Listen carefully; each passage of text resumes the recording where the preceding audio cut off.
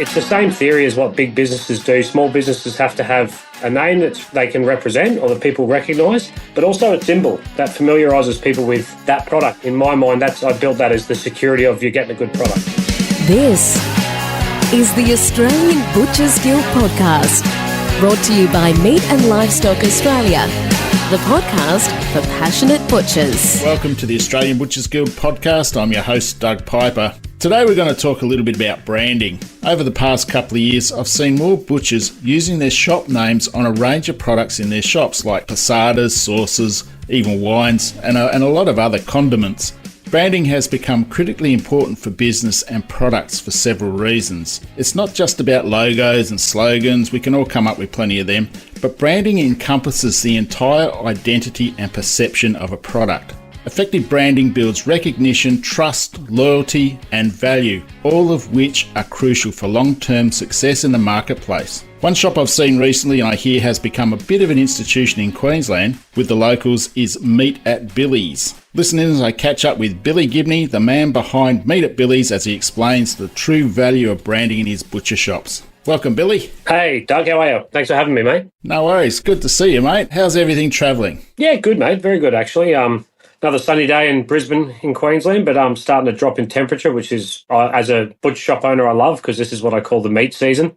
Everyone gets out the slow cookers and gets ready. They're more motivated to be in the kitchen than they are over summer up here. So, yeah, I'm ready for it. Let's go. How long does winter last there? 1 or 2 weeks? Nah. Yeah. Well, funny you mentioned that. Even this morning, I think it was a low of 12, and anyone would think we're in an Arctic season because, yeah, you down the street, people wearing jackets and beanies and hoodies, and I'm like, it's not that cold, but that's Brisbane for you. So Billy, mate, you've had a busy week the last couple of weeks. You spent a little bit of time up there at Beef. Yes, yeah, I did. I was actually lucky enough to be a part of the Australian Butcher team now. It's just sort of on the management side of things, which has been a really good experience for me. But yeah, beef was one of those things that was just on my bucket list. I'm a huge fan of the industry, and I've heard so many war stories from people being up there and how big it actually is. So to go and experience it with the team was incredible. Like, met some great people, saw the industry on the actual scale of how big beef industry is Australia-wide, but also internationally. You sort of, no one even fathoms it till you go and experience a week there and you meet people and see the network and the connections made internationally. It was incredible. It's held up in Rockhampton every 3 years, I think it is, mate. And yes, it's just massive. I haven't been there yet, but I've heard a lot about it. It's just the whole of the beef industry, and Rocky is the beef capital of Australia, so they like to claim that. Yeah, it's a great place to go, and if you ever get the chance to go out there, butchers, it's well worth the trip. Make sure you book well in advance, probably 6 years in advance, because it's booked out year to year. Yeah, I think that people started. They've already released the dates for 27, so I'm pretty sure it's already starting to book up. Billy, how did you get into butcher shops? Have you always been in a butcher shop, or you did something prior to this, or what? Funny story.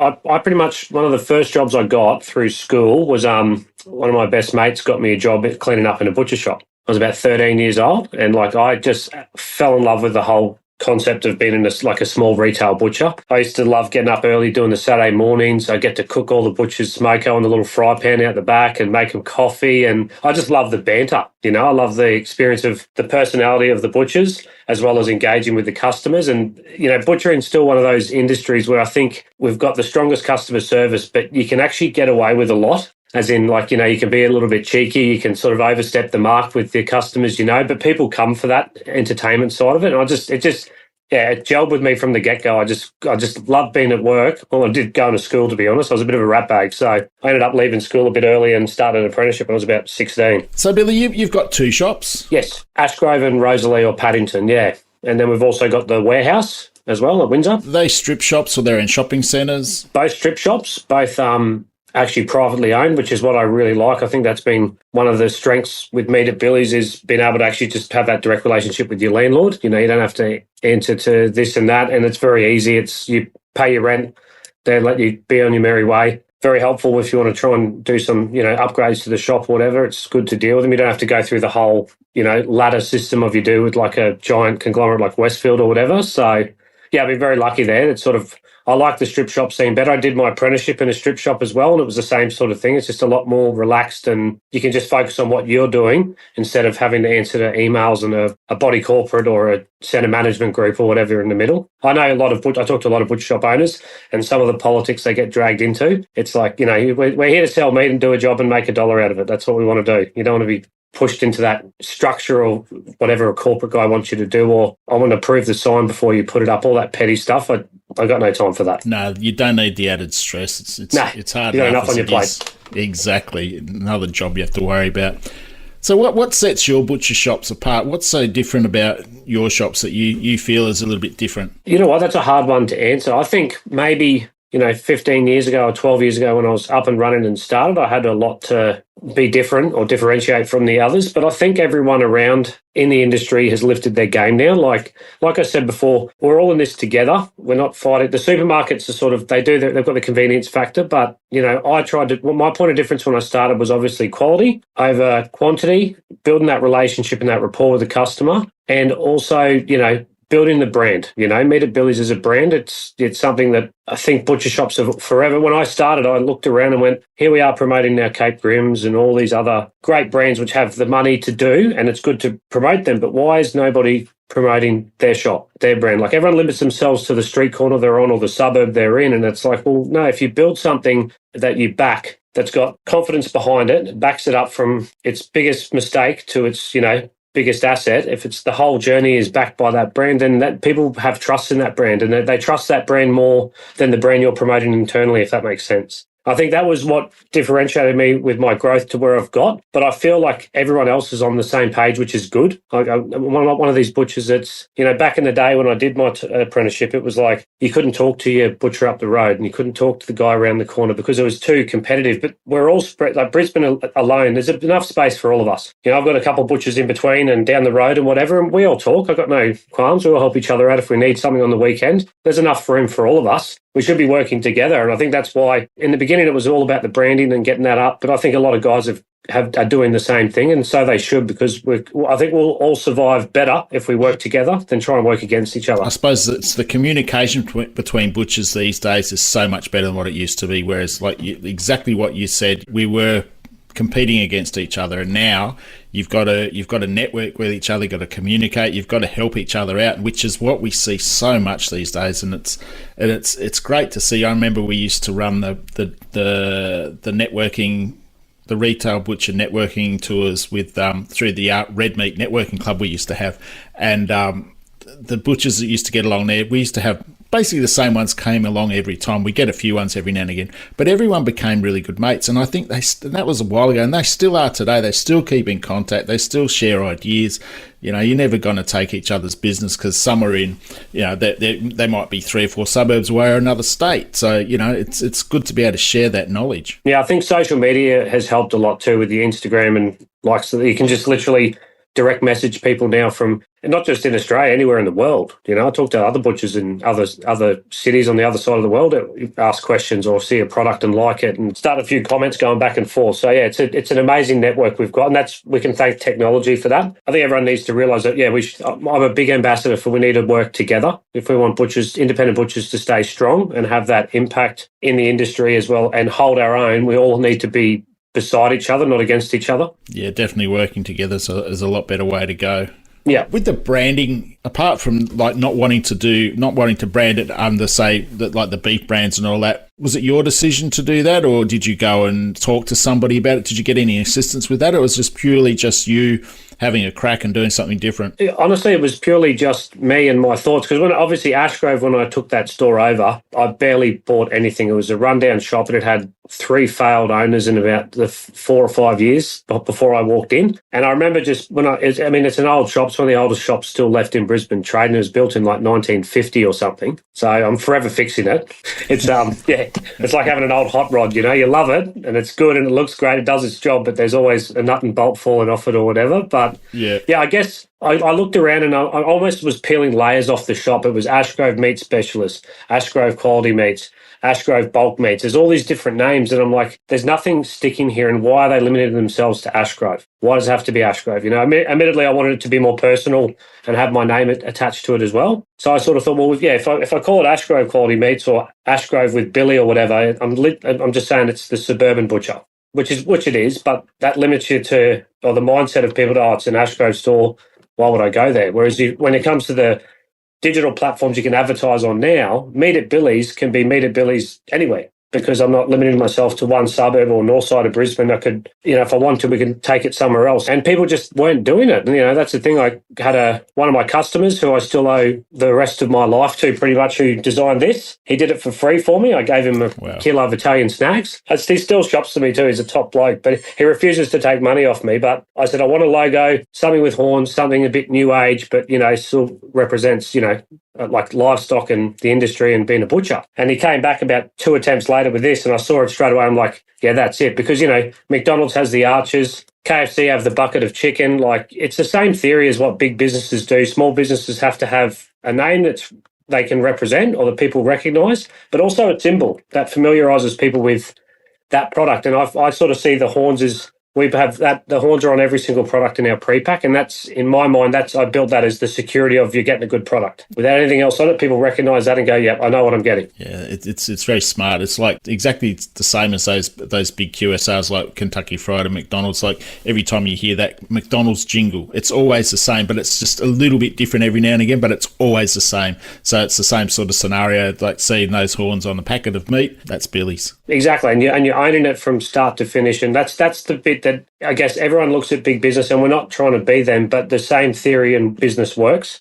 The same concept works on a small scale. Like, one of my favourite expressions is, you could be Coca-Cola if you had a Coca-Cola budget. So if you had hundreds of millions behind you, Meat at Billy's could be the biggest, could be in all over Australia, but I don't want it to be that. But the theory is, you manage your business and manage your branding with the budget you're in, and grow it slowly, because it still does the same principle. In theory, it does the same thing small as it does big, but you do it within your own scale that you're comfortable with. Yeah, I remember a guy in Victoria, Peter Robinson's his name. We went there on a butcher tour many years ago, and I was just talking to him, and he said, well, we spend about $80,000 a year on marketing. And I went, how?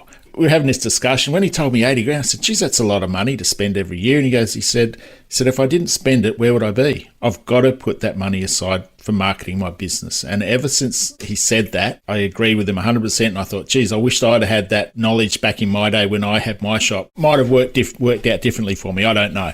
But he is, today, he owns the Butchers Club down there in Victoria. I think he's got about a dozen odd shops down there in Vic. Very, very crucial part of owning a butcher or any business is that marketing, having that marketing money beside you. That's what I think it was about 2012. Emma, who now does all my marketing, I made the call. I was in the growth stage of my business, and I was like, all right. And I remember once again watching TV late at night commercials. It was all your big brands saying, follow us on Facebook, follow us on Instagram. And once again, learn off them. They spend millions on market research. They know what they're doing. Like, once again, just replicate what they're doing on your own scale you're comfortable with. And I'm like, all right, well, I need to start a social media account. I jumped on. I was like, I really don't know what I'm doing here. And Emma was a customer of mine, and she was about to leave a job. She's always been in food, and she said, I'm thinking about going out on my own to do some social media. And I'm like, well, I'd love to be your first customer. And I got ridiculed by my manager at the time. He's like, why are you spending money on a girl to do social media? We need another butcher in the shop. I'm like, trust me, let's give it 12 months and see, and yet again, 12 months in, she created 2 more jobs for butchers because she drew people in. And to this day, social media is very powerful for that. And it's just like, yeah, and she's still with me now 12 years later. You've got a lot of branding in your stores. So where does that start and stop? You've obviously got on your meat, so you've got all types of products in there, all branded the same, Meat at Billy's? Yeah, we're progressing. Like, obviously, the first thing we did outside the box was we did our own ham glaze. So our peach and mustard ham glaze, which is now jarred, and we actually sell that in a few retail outlets over Christmas. That was a recipe that we collabed with a local sort of, they own a big cafe or / preserves jam company out at Stanthorpe, which is about 3 hours west of Brisbane there. And we were using their peach, promoting their product and then mixing it with mustard and making that our signature glaze every year. And we sort of spoke with them and went, well, look, we'd love to make it a Meat at Billy's branded glaze and obviously still give you guys the credit. So, yeah, we developed that. It took us a long time, but, yeah, we finally got that into a jar. and that's been a roaring success for us. We are looking at other options now because, once again, like you said, I think in the intro, about you can do passadas and you can do your own chicken stocks, and there's a lot of butchers out there doing that now, and it's all those little. I mean, they might not be the biggest money spinners, but it's not everything you do, and when it comes to branding, is going to be profitable. I'll refer back to Coca-Cola. Coca-Cola put a vending machine on every street corner in every CBD in the world. Do you think they sold cans of Coke out of all of them? But the brand was there. 1,000 people walk past it every 4 hours. That's what I mean. It's having that brand awareness, having little things around the customer's kitchen that, it might be a salt and pepper by Meat at Billy's, but they pick that up every night and read it. I've got steak knives that we sold for a while that people have for their barbecues. And it's like, they're all the little things, the subtle things that keep people coming back to you without you realising. It's like people see your brand everywhere. Same with, I'm big on sponsorship. I sponsor everything with a ball. I sponsor an ice hockey team in Brisbane, for God's sake. Right. It's just, you get your name out there, put your brand on everything. It does come back tenfold, and that I can vouch for that. Like, whatever you invest in, it will come back. Salt and pepper shakers, that's smart. Like, you use them every night, basically. Yes. You've always got them at the table, you've got them on the kitchen bench somewhere. So that brand awareness is, having it on something like that is bloody smart. I've never seen that on anybody's. Normally you see sacks of salt or Himalayan pink salt or something like that. There's nobody's brand on it. No, that's right, exactly. I mean, salt's another. There's too many salts on the market now. I get confused on where to start now. So there's a lot going on. But yeah, little things like that, just everyone needs to look in, every business owner that's listening or whatever, just assess everything and look at what you've got and think about what the customer's doing at the other end. And if you can implement another branded product into that process in their kitchen, not only are you benefiting your business, but you're also making the extra effort to make their life easy by giving them convenience. Because at the end of the day, that's the other thing we're up against. Like, supermarkets will only have the market because in a hurry, you grab chicken breast. And my customers admit it. They're like, oh, I've had a terrible week. I bought chicken breast and mince. They tell me, and I get it. That's fine. There's nothing wrong with that.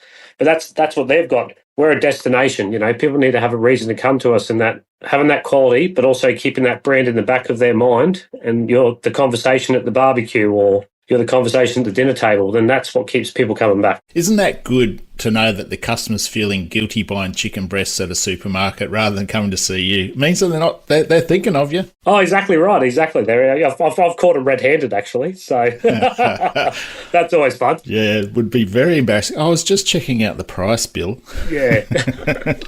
You do a bit of value adding in your stores too? We do plenty. What are you working on? What's your secret there? Value adding literally comes back to, once again, convenience and people being time poor. You do, bone out of Maryland, stuff it, roll it, dress it with ghee. It's in the oven in 25 minutes. They can buy microwave veg in a packet now. That's their meal done. I find with most of my clientele, there's dual income now, so they're both back at work once their kids are at school. So they're both time poor, and that's where value adding is very beneficial to the customer, but also beneficial to us, because that's your margins are a lot healthier in a lot of value added lines than they are when you do, standard steak or lamb chops. You're going to get a lot more value for them and a higher return for you as a butcher. Value add, I think, is going down the line, like I'm looking at it now, is almost into this ready prepared meal stuff. Like that's the next step of value added, I think, for the future of independent butchers, is we're going to have kitchens in our stores. I mean, obviously pies and quiches and that have been done for a long time with butchers, but I think it's going to get into proper meals soon. If you go down the supermarket aisle now, that ready prepared meal aisle is getting very, very busy. It used to be a small section of a pre-pack, and now it's like meters. It takes you 30 seconds to walk past it. So that's the other thing. I always look, once again, go back to what they're doing and what they're investing in, because we can do a better ready-prepared meal than these big guys, because we can be better with our meat. Our quality can be there. We've got more control over it, more consistency, and we can charge a little bit more for it. Time poor is what's going to be the benefit to every independent butcher in Australia, if we accommodate that and we're ready to that and listen to what customers want. Because all we hear is, oh, I'm too busy, whatever's easy, just, Bill, I'm in a hurry. I need something quick for dinner for 4 people. What do I have? That's the market, listening to your customers as well, There is a butcher in Paddington in Sydney, Billy Wilson, another Bill. He was married to Donna Hay many years ago. He has been doing that for so long, doing ready-cooked meals, ready to go. And he was telling me one day, he said, it's fantastic. We fill the fridge up in the middle of the day. Everything's cooked by chefs upstairs. Comes down, gets put on the shelves. He watches the customers come in the afternoon. They're not just grabbing 1 or 2 for the night. They're grabbing a week's supply. And each little container was, I think, this was going back a few years, each little container was worth around about $12 or $15. Yeah. So, and they're walking out with 10 of them. Yeah, I know. So there's 120, 150 bucks. Simple as that. No one's had to serve them. He was one of the originals. I went down there twice and had a look at his store and how he did it. And yeah, I think I'll bag on Brisbane, but we're a bit of a dormant country town up here. I think we're a little bit behind what Sydney and Melbourne are doing. So I think it's quite big down there now, but we're slowly catching up now. There's just so many different things. And also, you mentioned pies and that. The Butcher's Supplies places out there now, they've got a mixture, a pie mix that you can use and you can add to. So you've got that base there ready to go. So you don't have to come up with any, like with a sauce or anything else like that. You've got that pie base, and then you just add to that, and then you can buy your pastry in as well. You can buy your pie bases as well, for your pastry bases, and then your tops if you want. But there's so many different options available to guys today, and it just makes it so much easier. Yeah, exactly. It's like the gourmet sausages. They bring out the base rice flour meals or whatever now, and you add everything to it. Pies are the same. But one thing that butchers should do better than anyone else is be more generous on meat. And that's, I think, where the vantage point on whatever you do, whether it's value added, ready prepared meals, pies, you should have, it's all about the meat. That's your signature. That should be what you stand by. Like, you bite into a butcher's pie, it should be full of chunks of meat. You bite into a 4 and 20, you're getting mince and a bit of gravy. That's the difference. We were talking about cooking a little bit earlier. Your team of butchers that you have there, how important it is for them to understand the cooking method and the variety of cut-to-cook methods that there are? Yeah, very important. Like, I don't, it's not like company policy that you need to cook and you need to be able to do this, but I've been big. I mean, I got into the low and slow barbecue scene almost 10 years ago. I started it with a couple of guys and watched it. I was part of the journey, watched it progress. I went and competed over in Kansas, American Royal, but I became obsessed with cooking over fire, and I still am to this day. And I run kettle classes. I did that right up till COVID, where I'd get customers down and teach them how easy it is to cook over charcoal. And I think I sort of influenced a lot of my staff into it as well. Like, told them, look, $100, get on Gumtree, you'll find a kettle. We sell the charcoal and the fire lighters, and they got the meat, and just sort of start the technique. Because once you get guys cooking that way, they're just like, they won't go back, because it's not as hard as what people think. But that sort of develops that passion for them. Everyone that works at Meat Billy's loves food. And yeah, most of them are open fire cookers now, like barbecue. Yeah, right. I mean, there's nothing wrong with a gas barbie either, but if you're going to take the time to invest in an expensive piece of meat, you should do it justice the whole journey, from buying it to the way you cook it and spend that little bit longer with it, and the outcome at the end's phenomenal. It's chalk and cheese comparison. Yeah, definitely. We see a lot more butchers these days dabbling in different types of charcoals and rubs and everything that go with the barbecue scene. I think, and I don't think I'm wrong, I think Saturday mornings is Dad's day to do the shopping in the butcher shop, and he comes in and likes to get the biggest piece of steak he can get, or a brisket or whatever. And plate of short ribs, whatever. The WBC, the World Butchery Challenge. Yes. What's your thoughts on the competition, and how well do you think the boys are going to go in Paris next year? I'm very hopeful. I've jumped on sort of just, I said earlier, on the management side of things. I met Shannon and that. One of my apprentices competed in Sacramento, so I helped train him up. And then obviously being his boss, I flew over to support him. And that's where I met the rest of the Butcher team crew and got on really well with them. Obviously many a beers and many a good nights. And it was amazing to see. And for anybody that is thinking about coming to Paris or whatever, to see what we do on that international level is just, it gives you goosebumps. It makes you really motivated to want to be a butcher. I came back proud to be a butcher, and it made me better at what I did because I saw the professionalism, how elite it was. Because I went to the one on the Gold Coast in 2017 or whatever. That was okay. But what I saw in Sacramento was it's just gone to another level. And I can guarantee you Paris next year will be even bigger. The team have always struggled. They've always got a second or a third. And it is hard because you're up against some of the best teams in the world. I mean, some of these teams have millions of dollars in their budget. Yeah, my job's to raise the money, as you know, and we're not even close to that kind of money. We're trying to pay for accommodation, training sessions, and all that. So we're on a very low budget, but it shows our skill set and how good we actually are, because we beat guys that had $3 or $4 million to spend and had 2 years to train, and we still beat them. I think that's pretty cool. It's a fantastic effort the way that the team pulled off the second place last year. Really, when they only had not even 6 months to train, to get the team together, to get everything in place. Yeah. And to have a second in the senior team and a first apprentice, like Matty Tykon, best in the world apprentice. I think it was just a fantastic achievement from everybody that participated in the competition. Yeah, I remember years ago when the first MLA and Beef and Lamb New Zealand started the competition off as a Trans-Tasman one. I think it was about 11, 12 years ago or something like that, probably a bit longer. But, when the Kiwis came over to Australia to compete, it was chalk and cheese because we'd been value adding for a long time. These guys just came over and just cut meat. And ever since then, they have learnt so much and they've become a real force to be reckoned with. And there was always that love-hate relationship, as there always is with those Kiwis over there. Yeah, it doesn't matter what sport or what game it is. New Zealand, Kiwis and Aussies, mate, always at each other. Right, yeah, but it's always been a lot of rivalry there, but they became very good butchers out. They learnt a lot out of that first competition, and then it went on to the Tri-Nations, which involved the UK. And I remember going over to the UK. I was so proud to be a butcher in that bigger competition. You just watching the boys from the sideline, all the three teams that were there. It was just amazing, and even to last year in Sacramento, I sat up in bed watching it at night. It was all being streamed through there, and I was just watching it, and you said it well. Proud to be a butcher. Yeah, exactly. And my thing is too, like what I'm trying to be part of the team is to get every independent butcher and everyone that's listening to this to follow the team and support the team, because what this is I want this to be the showcase. Like I'm on the AMIC committee for Queensland.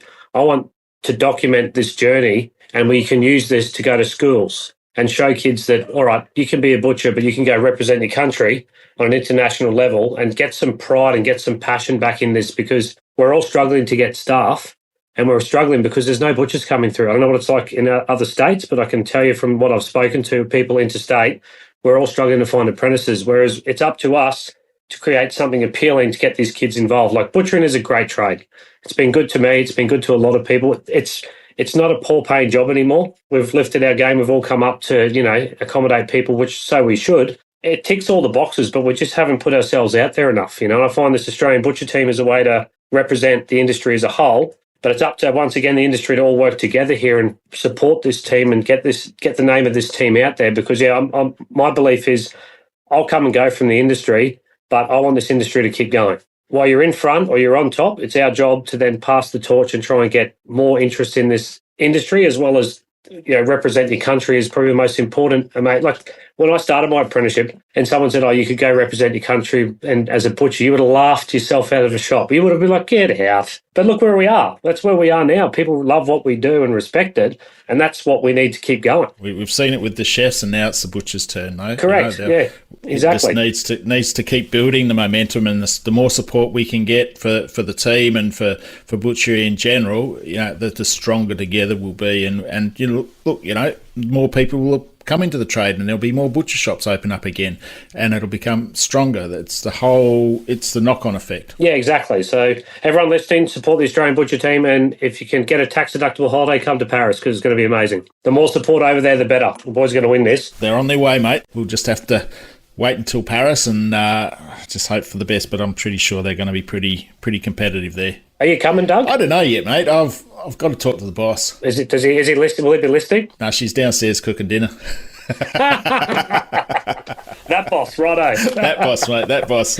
I'm sure if there was an extra ticket for us, you'd go, because I'm pretty sure everyone on the team's wives said, you're not leaving without me. So it is Paris after all. So, Billy, mate, it's been great catching up with you and really appreciate your time. But before I got to let you go, we need to get to know you a little bit better, a little bit about you. Oh, so, God. I've got four little questions here for you, mate. Mm-hmm. What's the most unusual or exotic meat you've ever worked with? Yeah, okay. All right, this one will go down into this. Yeah, this one, I don't know, people might get offended, but yeah, probably 5 years ago, maybe 6 years ago, I had to do a horse tasting in Brisbane. It was pretty controversial, but it was one of these things where it was like eaten in Italy and France and, a lot of Europe eat it. And I got asked to come along as part of a media group, and I had to eat horse three ways: carpaccio, braised, simmered slow, like low and slow, and then also in a hot seared charcoal steak. And yeah, that was probably the weirdest thing I've had to eat. If you could create your own signature meat dish, what would it be? Oof. So when you say meat dish, it can just be a meat, something to do with meat, or is it something that has to be unique? Preferably beef and lamb, mate. Oh, yeah. Yeah, well, I figured that as much. Yeah, I read between the lines on that one, Doug. Don't worry. If I was to have not a signature dish, but something that would represent me is obviously I've opened my little sandwich shop, Eat at Billy's, up here, and I got inspired by. Obviously, I went to New York in 2018 and ate at Katz's Deli and had this most pastrami sandwich like this high, full of meat. And I think I searched for that the whole time afterwards. I came back to Australia and everyone does these Reubens with like this much meat and about this much sauerkraut. So I was like, I'm going to make the most kick-ass pastrami sandwich ever. And I think that is my signature. I think I'm actually doing it. Like it's our biggest seller down there. And it's like, we smoke Wagyu briskets for 6 hours and we steam them for 18 hours and then we slice them thin and pile it high and it's amazing. What would you bring if you could take just one item to a deserted island? My wife's not listening, but is that what you meant to say? Yeah. Your family? Is that what you Your meant? family, of course. Yeah, your family. But just between you and I and all the listeners, it'd be a nice bottle of scotch. You know that. Yeah. And what's your favourite cut of beef and lamb? Favourite cut of beef would be sirloin, hands down. It's just always been my go-to for cooking. And for lamb...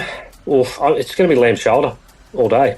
It's just love low and slow lambs. All right, mate. Well, that's you done and dusted. Cool. Great to catch up, mate. Thanks a lot for your time, and I look forward to catching up with you soon up there in Brisbane, Vegas.